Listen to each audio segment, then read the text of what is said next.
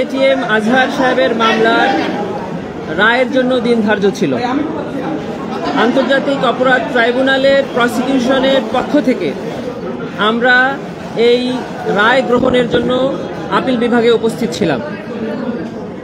একটি রাষ্ট্রের সর্বোচ্চ আদালত কর্তৃক প্রদত্ত কোনো রায়ের ব্যাপারে কোনো কমেন্ট করাকে আমি আইনসিদ্ধ মনে করি না। তবে আমরা শুনানিতে যে প্রসঙ্গে কথা বলেছিলাম, আজকের এই রায়ে আমরা তারই প্রতিফলন দেখতে পেয়েছি।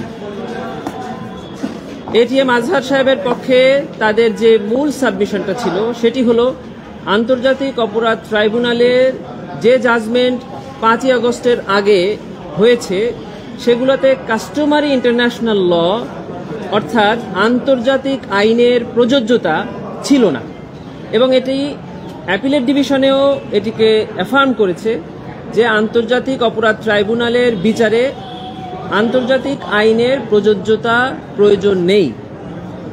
ওই আর্গুমেন্টের ব্যাপারে প্রসিকিউশন প্রথম থেকেই বলেছে যে এই আর্গুমেন্টের ব্যাপারে আমাদের কোনো আপত্তি নাই, কারণ এটি ইন্টারন্যাশনাল ক্রাইম ট্রাইব্যুনাল, এখানে আন্তর্জাতিক আইনের ডেফিনেশন অফ ক্রাইমস এবং মুডস অফ লাইবিলিটির প্রযোজ্যতা প্রয়োজন।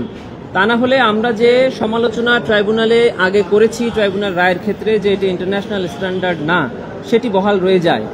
এজন্য আমরা অ্যাপিলেট ডিভিশনে সাবমিশন রেখেছিলাম যে আন্তর্জাতিক আইনের প্রযোজ্যতা প্রয়োজন, এবং এটা যে প্রসিকিউশন চায় এবং বর্তমান সরকার চায় তার প্রমাণ হলো যে আমরা প্রসিকিউশনে যোগদানের পরপরই আন্তর্জাতিক অপরাধ ট্রাইব্যুনাল আইন 1973-কে সংশোধন করে আন্তর্জাতিক আইনের প্রযোজ্যতাকে প্রতিস্থাপন করা হয়েছে।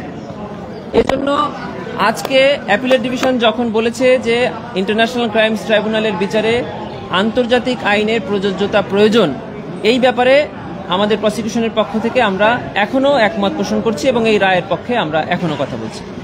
মেরিট অব দি কেস, আজহার সাহেবের মামলায় যে মেরিটগুলো ছিল সেগুলোর ব্যাপারে আমরা অ্যাপিলেট ডিভিশনে বলেছিলাম যে এটি up to your lordships decision. Lordships এই মেরিট বিবেচনায় এটিএম আজহার সাহেবকে খালাস প্রদান করেছেন।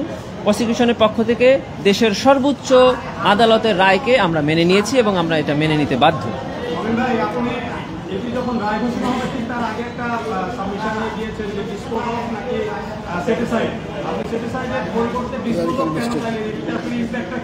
জি, আমাদের কনসাইজ স্টেটমেন্ট মানে প্রসিকিউশনের পক্ষ থেকে আমাদের যে আবেদনটি ছিল সেখানে কিছু ক্লারিক্যাল মিস্টেক ছিল, সেটিকে আমরা রিপ্লেস করে নতুন একটা স্টেটমেন্ট কনসাইজ স্টেটমেন্ট দিয়েছি।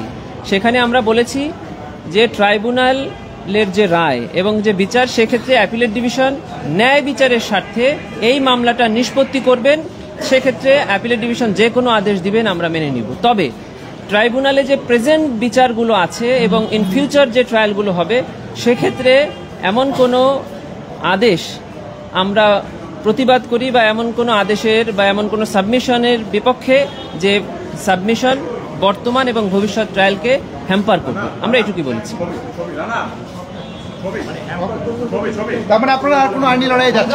না, আমাদের আইনি লড়াইয়ে যাওয়ার সুযোগও নাই, কারণ এটা হলো রিভিউ থেকে যে অ্যাপিল আসছে সেই অ্যাপিলের জাজমেন্ট, এর উপরে বাংলাদেশে বা পৃথিবীর আর কোনো আদালত বা আর কোনো ফোরাম নেই।